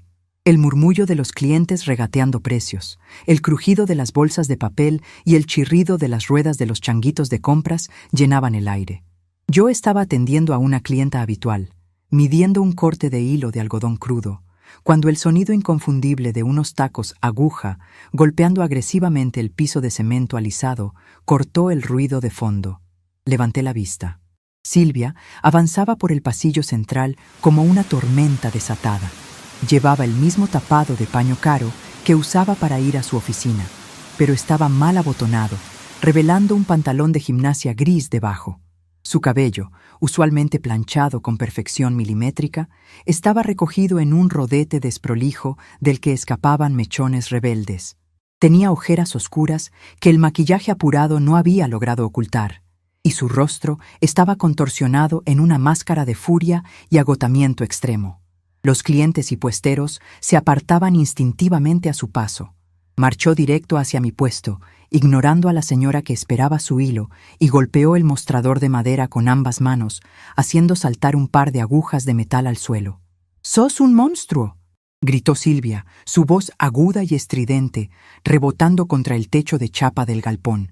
«¡Sos una desalmada! Tu hijo estuvo a punto de morirse anoche y le cortaste el teléfono en la cara». La clienta dio un paso atrás, asustada. Gladys salió de su puesto de inmediato, cruzándose de brazos y plantándose a 1 metro de Silvia, lista para intervenir. Bautista, que estaba comprando pan en el puesto de Juana, a pocos pasos de distancia, se detuvo y giró sobre sus talones, observando la escena con atención. Yo no me inmuté. Terminé de enrollar el hilo de algodón. Lo metí en una pequeña bolsa de papel y se lo entregué a la clienta con una sonrisa de disculpa, indicándole que me pagara después. Una vez que la mujer se alejó a una distancia prudente, volví mi atención a mi nuera. «Buen día, Silvia. Cuidado con pisar la lana blanca que hiciste caer al piso», dije, mi voz sonando tan tranquila y monótona como el zumbido de un ventilador. «No te hagas la cínica conmigo», rugió, señalándome con un dedo tembloroso de rabia. Daniel tuvo una intoxicación severa. Vomitó bilis toda la madrugada. Como vos le cortaste, yo tuve que llamar a una ambulancia privada porque él no se podía mover del piso. Me cobraron 15,000 pesos de recargo nocturno, Virginia. Tuve que ir en la ambulancia, dejar al nene solo encerrado con llave y pasar toda la noche sentada en una silla de plástico asquerosa en la guardia de la clínica suizo-argentina. Observé cómo su relato se centraba exclusivamente en su propia incomodidad. No hablaba del sufrimiento de su esposo, hablaba de su billetera, de su silla de plástico, de su falta de sueño. Era el colapso de la comodidad a la que yo los había malacostumbrado. «Lamento que hayas pasado una mala noche», respondí, sin una gota de sarcasmo, simplemente validando un hecho objetivo. «Los hospitales públicos son más baratos, pero hay que hacer fila». «Me importa un carajo la fila», estalló Silvia, golpeando la madera otra vez. «Lo internaron, le pusieron suero para hidratarlo y antibióticos por vena. Está en la habitación 304. Yo tengo una presentación crucial con los gerentes de mi empresa a la 1 de la tarde. No puedo faltar y tampoco puedo dejar a Tiago solo toda la tarde. Tenés que cerrar este kiosco de porquería ahora mismo, tomarte un taxi e irte a la clínica a relevarme. Es tu hijo. Es tu obligación estar ahí limpiándolo y cuidándolo». El pasillo del mercado se había sumido en un silencio tenso.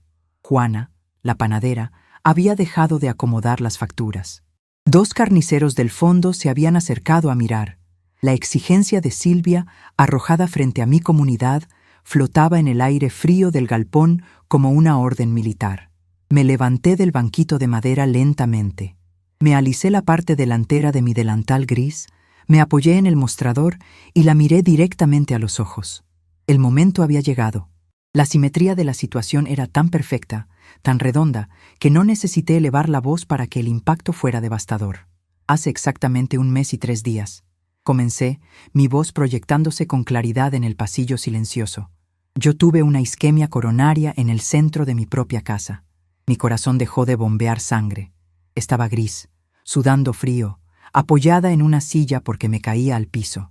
Sentía una garra aplastándome el pecho y no podía respirar.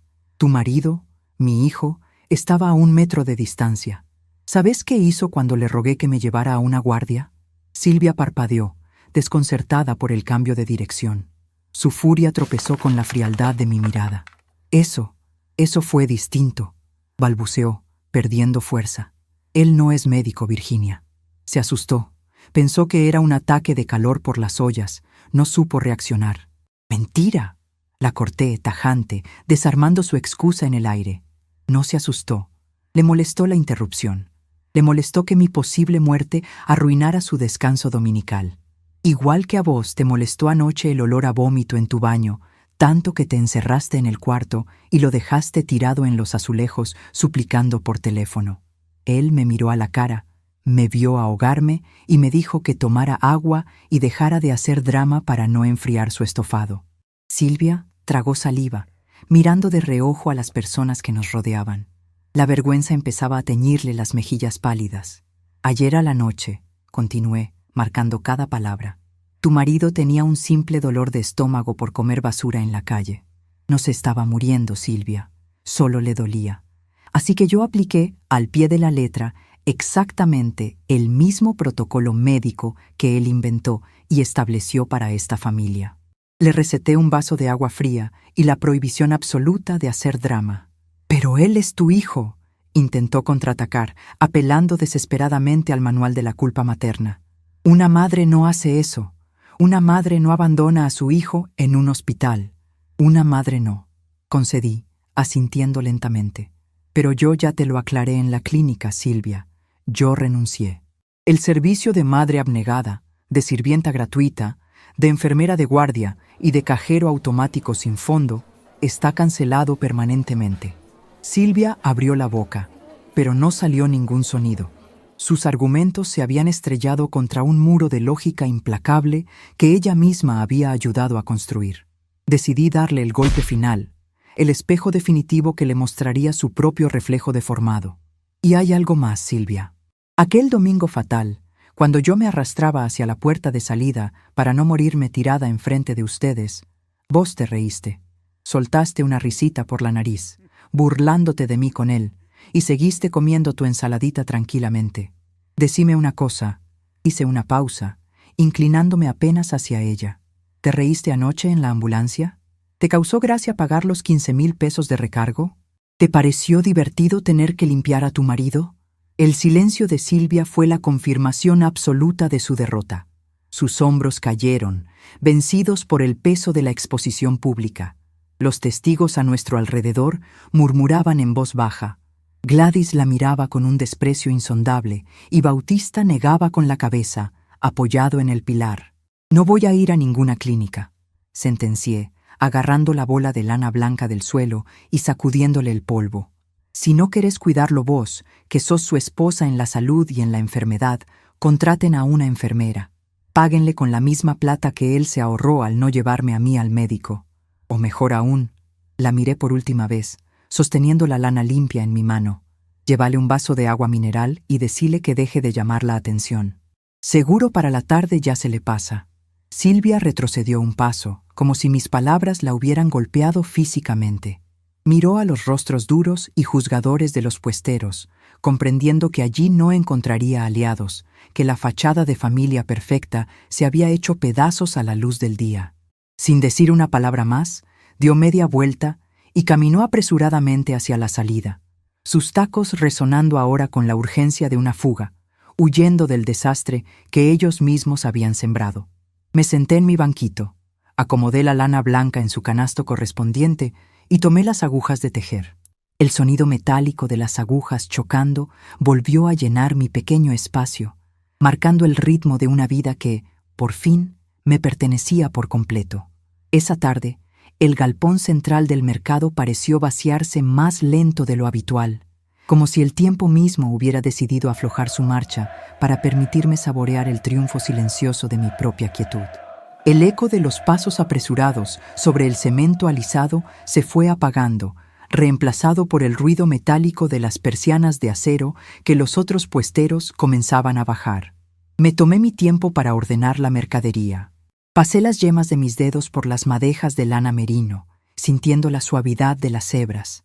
acomodando los ovillos por colores con una precisión que antes me resultaba rutinaria, pero que ahora se sentía como un ritual de purificación. Agrupé los tonos tierra a la izquierda, los azules profundos en el centro y los grises perla a la derecha. Cada movimiento era pausado, consciente. Ya no había prisa. Ya no había un reloj invisible marcando la cuenta regresiva hacia el colapso de las obligaciones domésticas ajenas. Cuando finalmente deslicé los pesados candados de bronce en las argollas de mi mostrador, el clic metálico me sonó a música. El viaje en colectivo hasta mi casa fue una experiencia sensorial completamente nueva. Me senté junto a la ventanilla del lado derecho, apoyando la cabeza contra el cristal frío. Observé las luces de las calles arboladas de mi barrio encenderse una a medida que el sol de invierno se escondía tras los edificios bajos. Durante décadas, ese mismo trayecto había sido un espacio de ansiedad, un puente estresante entre el trabajo duro del mercado y el trabajo no remunerado de la cocina. Mi mente solía ir repasando mentalmente los ingredientes que me faltaban, los horarios de Tiago, las camisas que debía planchar, los menús que debía inventar para satisfacer paladares malcriados. Esa noche, sin embargo, mi mente era una hoja en blanco. Observé a la gente caminar por las veredas. Vi a un perro persiguiendo hojas secas. Sentí la vibración del motor diésel bajo mis pies. Y por primera vez en 40 años, me sentí verdaderamente dueña de mis propios pensamientos. Al llegar a la reja de mi casa, saqué la llave dorada que Gladys me había traído al hospital. El metal seguía brillante, intacto. La introduje en la cerradura cruz y giré la muñeca. El mecanismo se dio con esa solidez inquebrantable que solo tienen las cosas bien hechas. Crucé el pequeño jardín delantero, esquivando las hojas secas de la higuera que se amontonaban sobre las baldosas. Entré a la casa y cerré la puerta principal a mis espaldas, pasando el cerrojo de seguridad. El silencio me envolvió al instante. No era el silencio denso y amenazante de antes, ese que anticipaba una queja o un reproche. Era un silencio limpio, espacioso, perfumado con el ligero aroma a lavanda y cera para pisos que yo misma había aplicado el día anterior. Fui directo a la cocina, pero no encendí la hornalla gigante. No saqué ninguna olla de hierro pesada. Tomé una pequeña sartén de teflón, vertí un hilo de aceite de oliva y cociné un filete de merluza fresca que había comprado en el puesto de don Pedro antes de salir. Corté medio limón, espolvoreé un poco de romero seco y preparé una ensalada simple de tomates cherry y albahaca. Serví mi porción en un plato de cerámica pequeño, uno que me gustaba mucho, pero que nunca usaba porque a Daniel le parecía de casa de muñecas. Me senté en la mesa del comedor, exactamente en la misma silla donde mi corazón había amenazado con detenerse. Comí despacio, masticando cada bocado con deliberación, escuchando el sonido de mi propia respiración. El músculo en mi pecho latía con un ritmo constante, sereno, reparado. El agua fría que me serví en un vaso de cristal me bajó por la garganta como un bálsamo, limpiando cualquier rastro de amargura que pudiera quedar en mi sistema. Mientras terminaba mi cena, la vista se me desvió hacia la ventana del patio trasero, donde la oscuridad de la noche desdibujaba las formas de los árboles. La mente, ahora libre de urgencias, me llevó de regreso a un invierno lejano, a una memoria que había mantenido enterrada bajo capas de justificaciones maternas. Era julio de 1995. Daniel tenía apenas 15 años y estaba atravesando esa fase de rebeldía apática que yo confundía con crecimiento. Pascual, mi marido, había pasado toda la mañana del sábado cavando un pozo profundo en la tierra dura del jardín delantero. Quería plantar un pequeño retoño de higuera, un árbol que, según él, nos daría sombra en la vejez y frutos dulces para los nietos. El viento helado le cortaba la cara y sus manos grandes, callosas por el trabajo en la fábrica, estaban cubiertas de barro oscuro. Recuerdo haber salido al porche con un termo de café caliente. Pascual se secó el sudor de la frente con el antebrazo y me pidió, con voz cansada, que llamara a Daniel para que le sostuviera el tronco del arbolito mientras él rellenaba el pozo con tierra abonada. Entré a la casa y encontré a mi hijo tirado en la alfombra del living, rodeado de revistas de autos, con las zapatillas nuevas puestas sobre el tapizado del sillón. Cuando le transmití el pedido de su padre, Daniel resopló, puso los ojos en blanco y se negó rotundamente.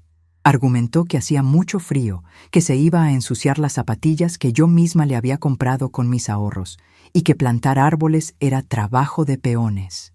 Yo, en lugar de reprenderlo, en lugar de obligarlo a levantarse y respetar a su padre, le acaricié el pelo, le dije que no se preocupara y salí al jardín a sostener el árbol yo misma. Pascual me miró acercarme sola. Suspiró profundamente, apoyó la pala de punta contra la pared de ladrillos y tomó el vaso de café que le ofrecí. Sus ojos oscuros tenían una expresión de derrota que en ese momento no supe interpretar. Me paré frente al pozo. Agarré el tronco frágil del retoño con mis manos limpias y lo mantuve derecho mientras él echaba las paladas de tierra. Cuando terminó, pisoteó el suelo alrededor de las raíces para afirmarlo. Luego se acercó a mí, me quitó el termo de las manos y me dijo una frase que resonó en mi cabeza durante décadas, pero cuyo significado real recién acababa de comprender. Las raíces solo crecen fuertes donde la tierra ofrece resistencia, Virginia. Vos le estás allanando tanto el camino a ese muchacho, le estás quitando tanto las piedras, que el día que sople un viento fuerte, se va a caer a pedazos. Lo estás condenando a ser un inútil, y el precio de esa inutilidad lo vas a pagar con tu propia sangre. Pascual tenía razón. Él había visto el defecto de fábrica en el carácter de nuestro hijo, un defecto que mi devoción ciega había alimentado, pulido y perfeccionado. El infarto había sido el precio de sangre que él profetizó, pero la profecía se había roto. La higuera que Pascual plantó ese día ahora era un árbol inmenso, de tronco grueso y ramas retorcidas que daban los higos más dulces del barrio. El árbol había resistido las tormentas porque la tierra dura lo obligó a aferrarse. Mi hijo, en cambio, se estaba desmoronando ante la primera brisa helada que lo golpeaba sin mi escudo protector. La confirmación de ese desmoronamiento llegó exactamente una semana después del escándalo que Silvia había protagonizado en el pasillo del mercado. Era un martes por la mañana, un día de cielo despejado y frío seco. Yo estaba organizando una caja de botones de nácar cuando Bautista frenó su paso frente a mi mostrador. El taxista se quitó la gorra de lana, se frotó las manos ásperas para entrar en calor y me pidió un mate. Gladys, que estaba despachando 1 kilo de lentejas a una vecina, vio a Bautista y cruzó rápidamente el pasillo, intuyendo que traía información. «Buen día, doña Virginia, doña Gladys», saludó Bautista, aceptando el mate humeante que le tendí. «No saben a quién tuve de pasajera anoche, a eso de las 8:30, en la puerta de la clínica suizo-argentina». Me quedé callada, apoyando mis manos sobre la madera del mostrador, esperando que él marcara el ritmo del relato. Gladys, en cambio, se inclinó hacia adelante, con los ojos brillando de curiosidad pura. «No me dejes con la intriga, hombre. ¿Era la princesa de los tacos aguja?», preguntó mi amiga, secándose las manos en el delantal. Bautista asintió lentamente, pasándose la lengua por el bigote canoso después de dar un sorbo largo al mate. «La misma». Salió por la puerta de emergencias hecha una furia. Lloviznaba un poco, así que se metió de cabeza en la parte de atrás de mi taxi sin mirar quién manejaba. Dijo la dirección del departamento del centro y se pegó al teléfono celular. Iba gritando, «Doñas», pero gritando con una desesperación que daba hasta un poco de lástima si uno no supiera la clase de víbora que es. «¿Y qué decía?», indagó Gladys, bajando la voz para que los clientes que pasaban no escucharan. «Hablaba con el marido, con su hijo, doña Virginia», continuó Bautista, mirándome con respeto, midiendo mi reacción. Al ver que mi rostro permanecía impasible, prosiguió. Le gritaba que estaba harta, que la cuenta de la internación por la intoxicación, más los honorarios del médico privado, más la maldita ambulancia nocturna, les había vaciado la tarjeta de crédito. Decía que no tenían un peso partido por la mitad para llegar a fin de mes. Pero lo peor no era la plata. Le reclamaba que la casa era un chiquero, que el pibe, Tiago, la había llamado desde el colegio diciendo que lo habían suspendido porque nadie le había firmado el cuaderno de comunicaciones en toda la semana. Bautista hizo una pausa, me devolvió el mate vacío y se apoyó contra el pilar de madera. La mujer lloraba de bronca. «Doña Virginia», le decía a su hijo, No puedo trabajar, no puedo limpiar, no puedo cocinar y encima tener que ir a cuidarte al sanatorio porque te comiste una porquería en la calle. Tu madre nos arruinó la vida, nos dejó en banda. Y escuche bien esto, porque es la parte que más me impactó. Ella le gritó: si tu madre no aparece mañana a limpiar ese departamento y a traer comida, agarro mis cosas y me voy con el nene a lo de mi hermana. Gladys soltó una carcajada seca, un ladrido de triunfo y desprecio al mismo tiempo. «Se les cayó el castillo de naipes», exclamó mi amiga, golpeando el mostrador.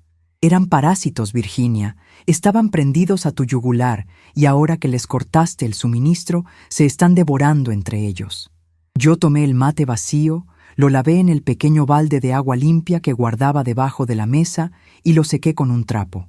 No sentí alegría por la desgracia ajena. No había una sonrisa de victoria en mi rostro. Lo que sentía era la profunda, clínica y gélida satisfacción de ver actuar a la ley de gravedad. Yo había sido el cimiento invisible de un edificio construido sobre el egoísmo. Al retirarme, la estructura no podía hacer otra cosa que colapsar. Era física pura, matemática, emocional. «No voy a ir», dije simplemente, mirando los botones de nácar. «Que se muden a lo de la hermana, o que aprendan a usar una escoba. El servicio está cancelado. Pasaron 2 años. El tiempo, cuando ya no se mide en favores no agradecidos y en platos de comida servidos a destiempo, tiene una textura diferente. Se vuelve elástico, luminoso. Cumplí 70 años en una primavera radiante, sin fiestas forzadas, sin regalos comprados a última hora en la estación de servicio, sin tener que cocinar para los invitados de mi propio cumpleaños.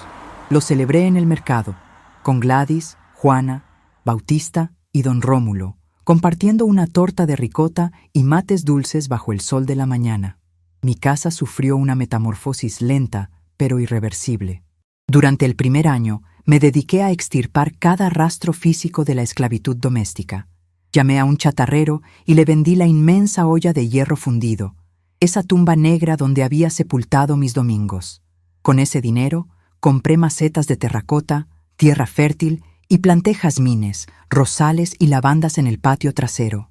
Contraté a un pintor del barrio y cambié el color de las paredes del comedor. El blanco hospitalario y grasiento desapareció bajo 2 manos de un amarillo ocre, cálido y vibrante.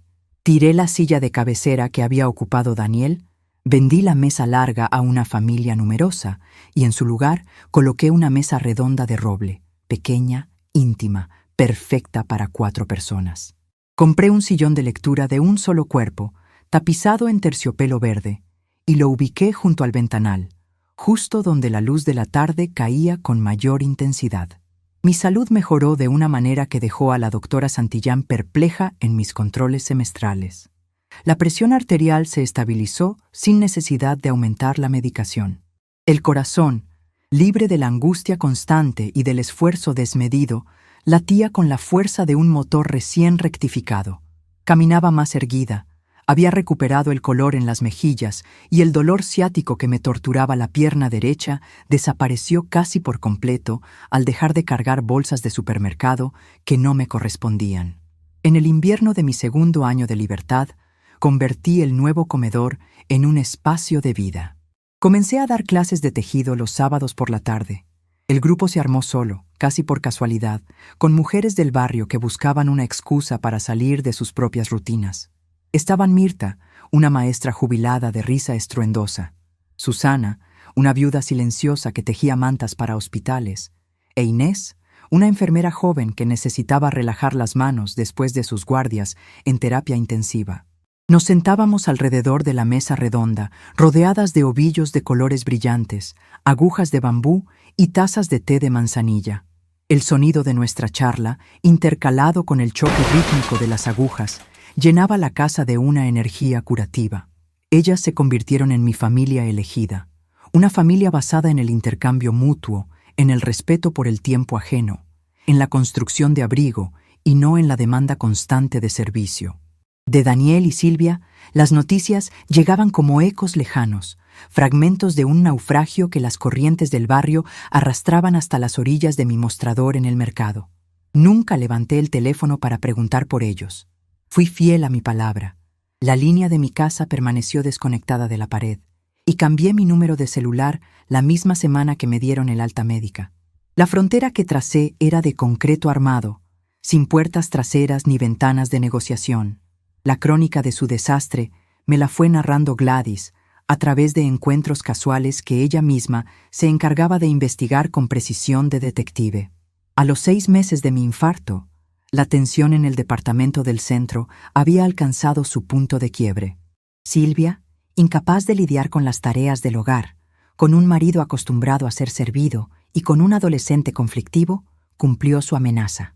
Empacó sus cosas, agarró a Tiago y se mudó a la casa de su hermana en la zona norte de la ciudad. El divorcio fue un proceso rápido, sucio y amargo, motivado principalmente por las deudas acumuladas que ninguno de los dos quería asumir. La última actualización sobre el destino de mi hijo me llegó una tarde nublada de agosto, justo antes de cerrar el puesto. Juana, la panadera, se acercó a mi mostrador con una expresión que mezclaba la pena con la incredulidad. «Virginia, perdóname que me meta, pero creo que tenés que saberlo», dijo Juana bajando la voz.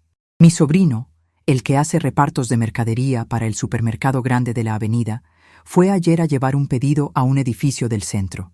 Me dijo que el que le abrió la puerta era tu hijo, Daniel». Dejé de acomodar las lanas grises y la miré a los ojos. «¿Y cómo está?», pregunté, con la voz plana, sin revelar emoción alguna. «Mi sobrino dice que casi no lo reconoce. Me contó que estaba flaco, demacrado, con la ropa arrugada y manchada». El departamento olía a encierro y a basura acumulada desde el pasillo.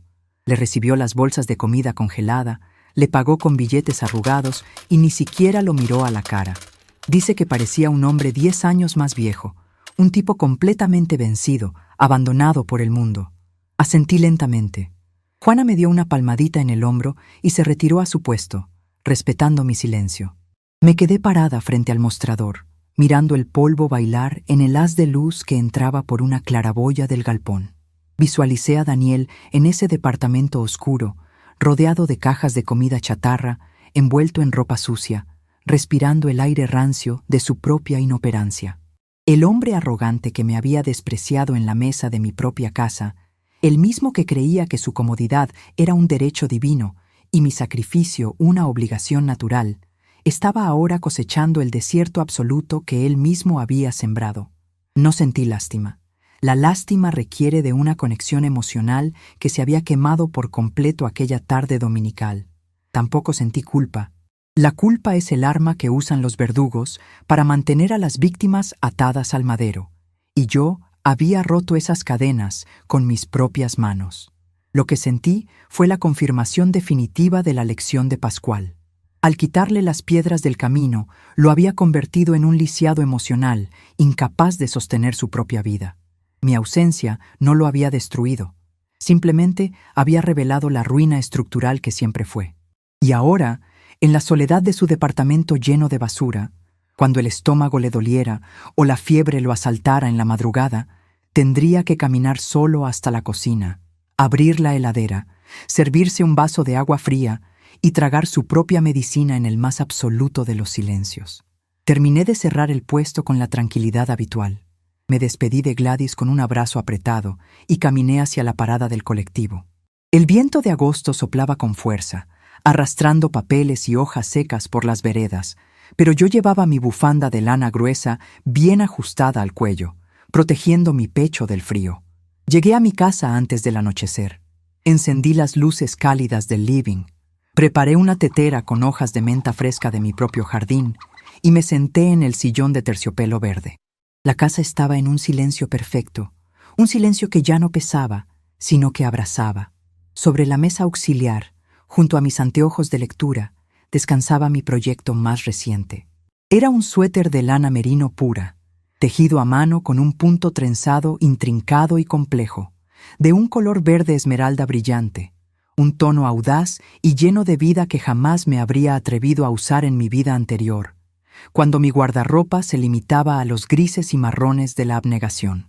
Tomé las agujas de bambú, deslicé los dedos sobre la lana suave, acomodé la tensión del hilo en mi mano izquierda y comencé a tejer.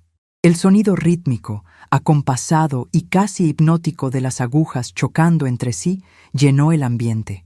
Era una coreografía de creación pura, un acto de amor dirigido única y exclusivamente hacia mí misma.